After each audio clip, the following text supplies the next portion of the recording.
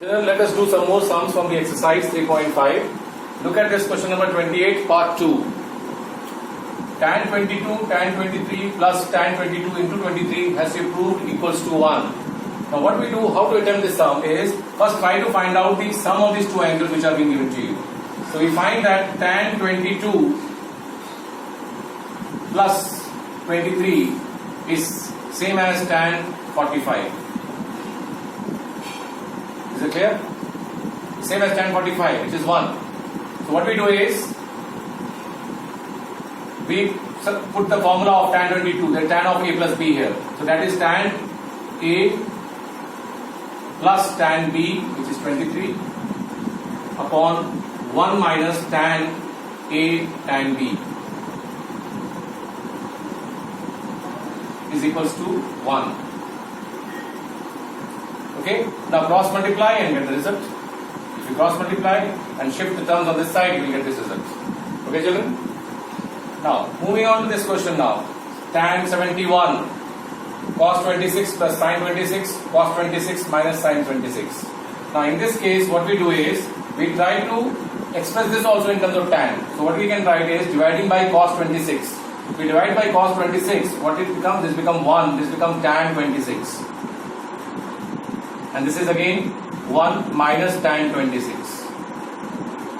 So what we have done is, we have divided by cos 26 because this expression is in terms of tan. So we want to convert this expression also in terms of tan. That can be done by taking tan cos 26 common, or by dividing by cos 26, because there is one single angle involved. Now today I have given you the special form. This is the special form of angle tan of 45 plus 26. Pi by 4, I wrote pi by 4 here. Okay, because of 1 and 1 it becomes tan pi by 4. Okay, and this is what equals to tan of 71 degree.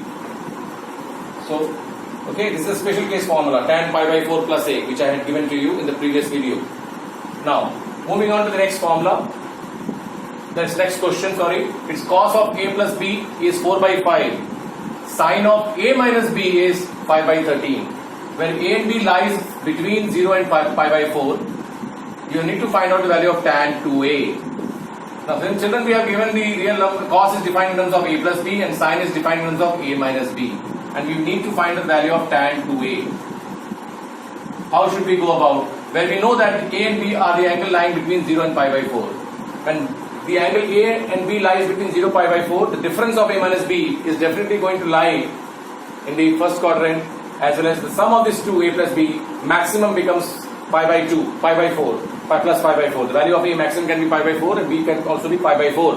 Pi by 4 plus pi by 4 is pi by 2. That means both the angles are going to lie between pi by 2. Sum of these two will be lie between pi by 2. So, tan 2a. Now, how to can write tan 2a as? Tan 2a can be written as tan of, using this expression a plus b, a minus b. So, I write this as a plus b plus of a minus b. I write tan 2a as tan of a plus b plus of a minus b. This expression is tan 2a, you can see that.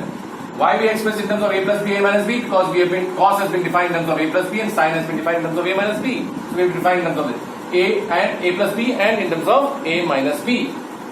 So what we do is, we use the formula of tan of a plus b, taking this as a and this as b. So this becomes tan of a, that is a plus b, plus tan of a minus b upon 1 minus tan of a plus b into tan of a minus b. Okay, children? So we apply the formula of tan of a plus b. Tan of a plus b is tan a plus tan b, 1 minus tan a tan b, where a here represents a plus b and b represents here is a minus b. Now, how to get the value of tan of a plus b from cos of a plus b? You know that if cos of a plus b, this is a plus b, cos is the ratio of base upon hypotenuse. So base is 4, hypotenuse is 5. So perpendicular turns out to be 3 by Pythagoras theorem. That means tan of a plus b will be 3 by 4. Plus, now similarly, sin of a minus b is given 5 by 13. Sin of a minus b is being given 5 by 13. So perpendicular is 5, hypotenuse is 13. So by Pythagoras theorem, base turns out to be 12. So this becomes 5 by 12. Tan becomes 5 by 12. And both are positive. Why? Because a plus b and a minus b, a plus b and a minus b will lie between 0, in the first quadrant. Just because a and b lies between 0 and 5 by 4. Okay? Now, here further what we have? 1 minus 3 by 4 into 5 by 12. Now we simplify the numerator. What we see, it becomes 36 plus 20 upon 48, whereas here it becomes 48 minus 15 upon 48. So what do we get? The numerator becomes 56 and denominator becomes 33. So answer is 56 upon 33 is the value of tan 2a. Actually, you can find the value of tan 2b if you want to find. If you want to find tan 2b, how will express this tan 2b in terms of a plus b and a minus b? We will be writing this as tan of a plus b minus of a minus b. And in that case, you should be using the formula of tan of a minus tan b. Tan of a minus b and get the solution. Okay? This is up to you to solve. Correct? Now, let's do question number 33, part 2.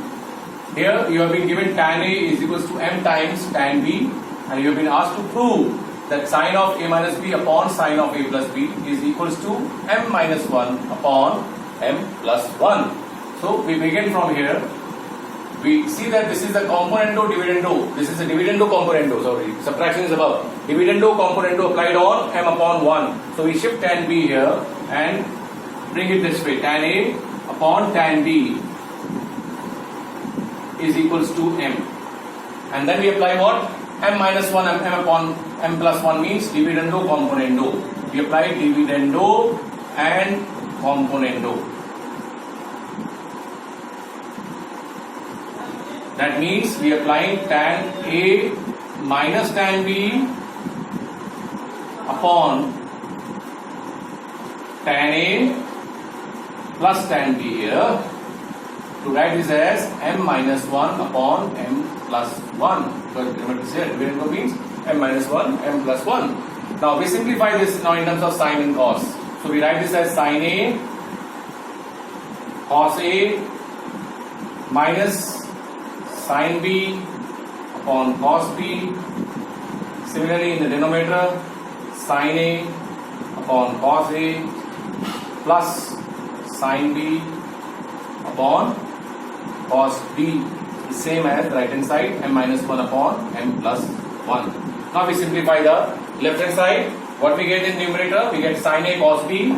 We get sine a cos b minus cos a sine b upon the denominator of the LCM of both is cos a cos b. Here also cos a cos b. That is, we are neglecting that because both of them are going to get cancelled out. We are looking for the numerator of the fraction, the numerator and the denominator. Denominator's fraction numerator will be multiplying again. It becomes cos a sine a cos b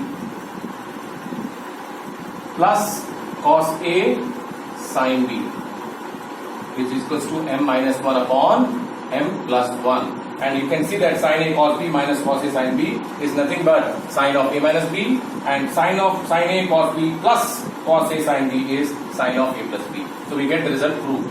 Okay, children? And the idea about proving started from here. Looking at this expression, this is the component dividendo componendo applied on m upon 1. So we brought this as a fun fact, the subject of m, and then we apply dividendo componendo and simplify. Similarly, when you look at question number 33, part 3, which is the proving sum again, where alpha plus beta is being given equals to gamma, and tan alpha upon tan beta is x upon y. You have been asked to prove that sine of alpha minus beta is x minus y upon x plus y sine gamma. Now again, when you look at this part which is to be proved, we find this expression sine x minus y upon sine of x plus y. That again applies here, that we need to apply what? Dividendo componendo. So we write this as tan alpha minus tan beta upon tan alpha minus tan beta is same as x minus y upon x plus y. And children, whether it is tan A minus tan B and tan A plus tan B, same thing. It's also here, sorry, it's plus here. So it's in plus of A, we have alpha here, in terms of B, we have beta here. So this expression will get modified to what? Sine of A minus B upon sine of A plus B. So it will become same way, sine of alpha minus beta upon sine of alpha plus beta is equals to x minus y upon x plus y, and then this is shifted here. It becomes sine of alpha minus beta is equals to x minus y upon x plus y sine of alpha plus beta. And if alpha plus beta is gamma, then sine of alpha plus beta will be sine gamma. So we can replace this as x minus y upon x plus y is equal to sine gamma. So this is what is the proof. So this sum and that sum has similarity. Beginning is m minus 1 m plus 1 implies is that dividend component has to be applied on this function, and here we already have x upon y, and x minus y upon x plus y comes from applying dividendo and componendo on this expression. So we apply that, and this result is same as this result. So we got the results. Okay children, that is what we have in question number 33 part 2.